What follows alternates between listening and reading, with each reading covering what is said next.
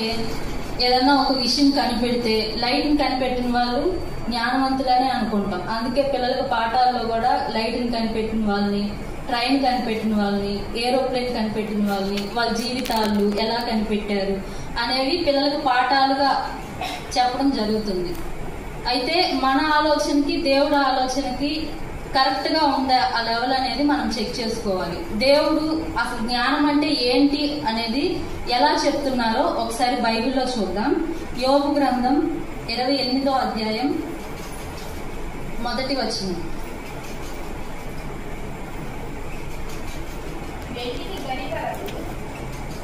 చదవండి.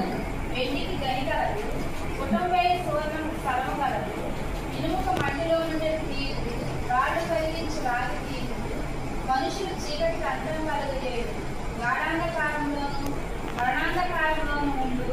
చాలా మనుషులు ఏం చేస్తారంటే చీకటికి అంతం కలుగు చేస్తారు. అంటే ఏంటి, ఇంతకుముందు చీకటిగా ఉండేది, వెలుగు అనేది ఉండేది కాదు.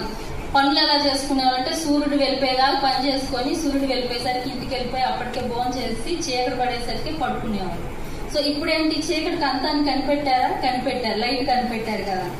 తర్వాత గాఢాంధకారంలోను మరణాంధకారంలోను ఉండు రత్నములను వెతుకుతారు. రత్నాలంటే ఎక్కడ ఉంటాయంటే భూమి లోపల తవ్వే కొద్ది రత్నాలు, బంగారం, ఖనిజాలన్నీ బయటపడతాయి. వాటిని కూడా కనిపెడుతున్నారు. వారు భూమి అంతంలో వరకు సంచరింతురు.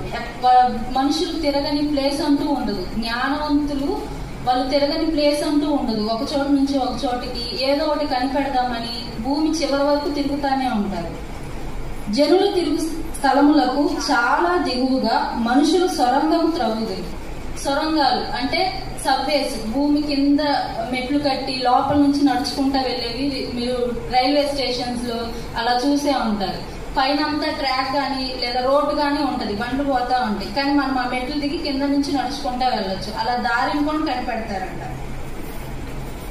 ఇంకా అలా చదువుకుంటూ వెళ్తే దేవుడు మనుషులు ఏమేమి కనిపెడతారో వాటన్నిటిని గురించి రాయించారు. మనం ఏవేవైతే కనిపెట్టాలనుకుంటున్నామో వాటన్నిటి గురించి దేవుడు రాసి పెట్టారు. మనం ఇందాక అనుకున్నట్టు ఇవన్నీ జ్ఞానం అనే మనం అనుకుంటాం కదా, ఈ కనిపెట్టిన వాళ్ళని జ్ఞానవంతులనే అనుకుంటాం.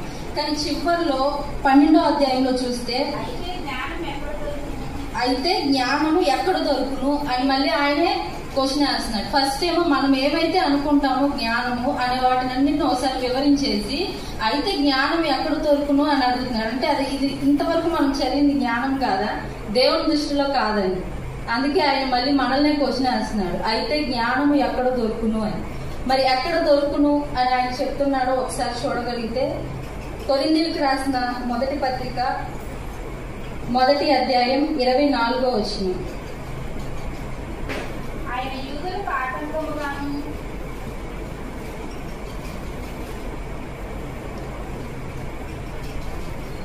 చదవండి అక్క. ఆయన యూదులకు ఆటంకముగాను అన్యజనులకు వ్యతిరేకముగాను ఉన్నాడు. కానీ యూదులకేమి క్రీస్తుకేమి పిలువబడిన వారికి క్రీస్తు దేవుని శక్తి, దేవుని జ్ఞానమై ఉన్నాడు. జ్ఞానం ఏంటిదని దేవుడు చెప్తున్నారండి. క్రీస్తు దేవుని జ్ఞానం అంట.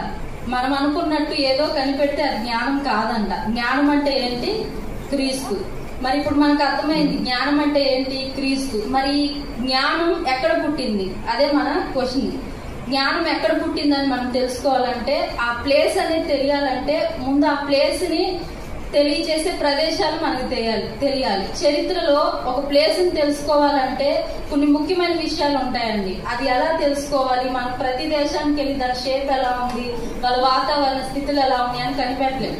అందుకని చరిత్రకారులు ఏం చేశారంటే మ్యాప్ అనేది తయారు చేశారు. మ్యాప్ గాని గ్లోబ్ గాని తయారు చేశారు.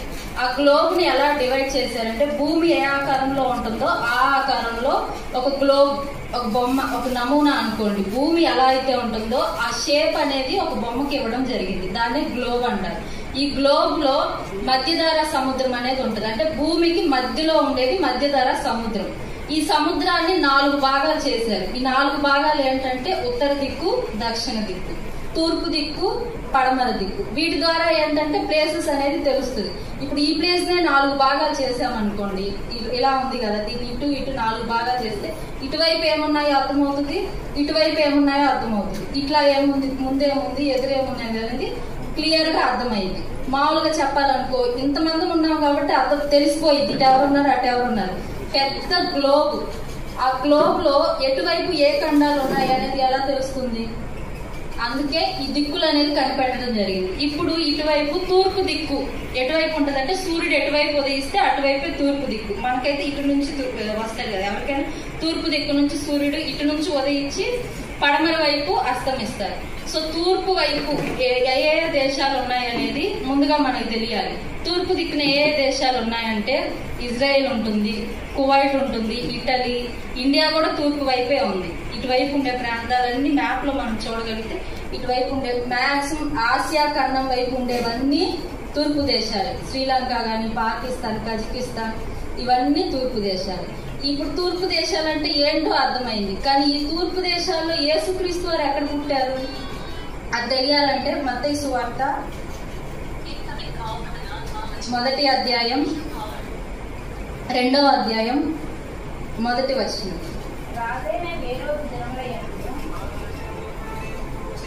రాజైన హేరోదు దినములయందు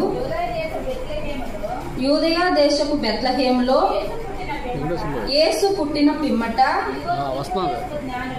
ఇదిగో తూర్పు దేశపు జ్ఞానులు యెరూషలేమునకు వచ్చి. చాలక్క ఒక్క నిమిషం. ఇక్కడ ఏముందంటే, రాజైన హేరోదు దినములయందు యూదయ దేశపు బెత్లెహేములో యేసుక్రీస్తు పుట్టారు అనేది ఉంది. ఈ బెత్లెహేం ఎక్కడ ఉందని ఇందాక అనుకున్నాం, తూర్పు దేశాల్లో ఉందా లేదా?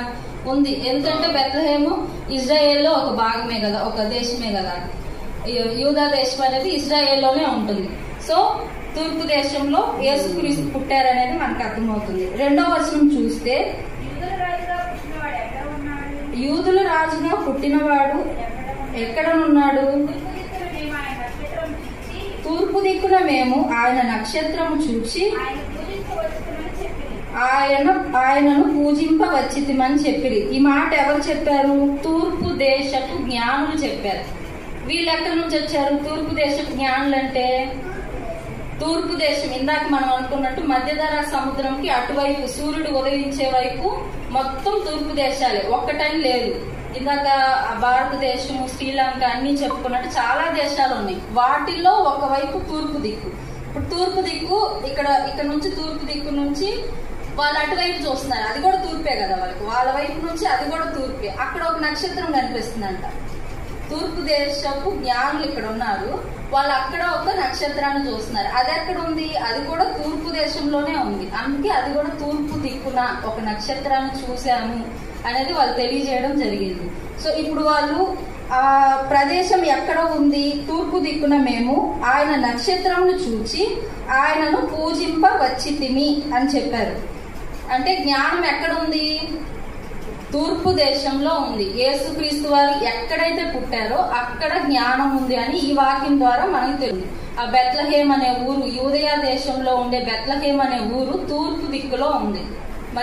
మధ్యధరా సముద్రానికి తూర్పు దిక్కులో ఉంది. ఇప్పుడు జ్ఞానం అయితే పుట్టడం తూర్పు దిక్కులో పుట్టింది. తూర్పు దేశాలలో జ్ఞానం పుట్టింది. తూర్పు దేశాల్లో ఒక దేశమైన బెత్లెహేంలో జ్ఞానం అయితే పుట్టింది. కానీ ఆ జ్ఞానం తూర్పు దేశంలోనే ఉండిపోయిందా అనేది మనం ఆలోచించాల్సిన విషయం. ఎందుకంటే మహాజ్ఞానం తూర్పు దేశాల్లోనే ఉందా? తూర్పు దేశాలకు ఇంకా చాలా ప్రాముఖ్యతలు ఉన్నాయండి. సొలొమోన్ గారు ఉన్నారు కదా, ఆయన కూడా ఇజ్రాయెల్లోనే కదా పరిపాలించారు. ఆయన కూడా తూర్పు దేశంలోనే ఉన్నారు. దేవుడు చేసిన ఆదాము మొదటి మనిషి, ఆయన ఎక్కడ చేశారు? అక్కడే టర్కీ కూడా మనకి తూర్పు దేశాల్లో ఒక దేశంగానే వచ్చింది, టర్కీలో. మరి ఆదాం గారి జ్ఞానం ఎలా అని మనం తెలుసుకోగలిగితే, దేవుడు ఆదాము చేసిన తర్వాత అవ్వం చేయడానికి ఎముక తీస్తారు. ఎముకతోటి అవ్వం చేస్తాను అని చెప్తాడు ఆదాంకి.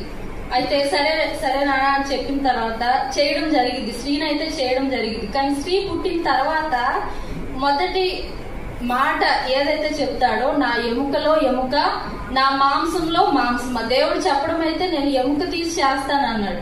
కానీ ఆదాం గారికి మాంసం కూడా తీసినట్టు ఎలా తెలుస్తుంది? మొదటి మనిషి ఆ మాత్రం జ్ఞానం లేకుండా అయితే ఉండదు. దేవుడితో ప్రతిరోజు మాట్లాడే వ్యక్తి, దేవుడు అంటే జ్ఞానానికి ప్రతిరూపం. మరి అలాంటి ఆయనకి చెప్పనవసరం ఉంటుందా? ఉండదు. అందుకే ఆయన జ్ఞానవంతుడే.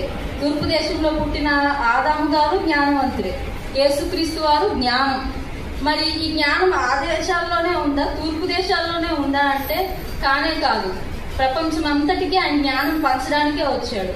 కానీ తూర్పు దేశాల్లో ఉండే వాళ్ళు మాత్రమే తెలుసుకున్నారు. ఇందాక నేను చెప్పినట్టు భారతదేశం కూడా తూర్పు దేశాల్లో ఒకటే.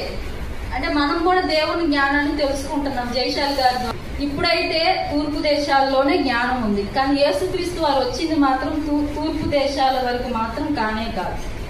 ఇంకా పశ్చిమ దేశాల గురించి ఆలోచిస్తే తూర్పునే ఇటువైపు ఉండేయని ఆలోచించాం, అటువైపు ఉండే వాటి గురించి ఆలోచిస్తే వాళ్ళ దగ్గర అసలు జ్ఞానమే లేదు. ఎందుకంటే అమెరికా లాంటి దేశాలు బైబిల్నే వద్దని తీసేశారు. సో ఇలాంటి విషయాలన్నీ ఆలోచించుకోగలిగితే మహాజ్ఞానం అనేది తూర్పు దేశాల్లో మాత్రమే ఉంది అనేది అర్థమవుతుంది. నాకు ఈ సమయాన్ని ఇచ్చిన సంఘానికి కృతజ్ఞతలు చెల్లించు.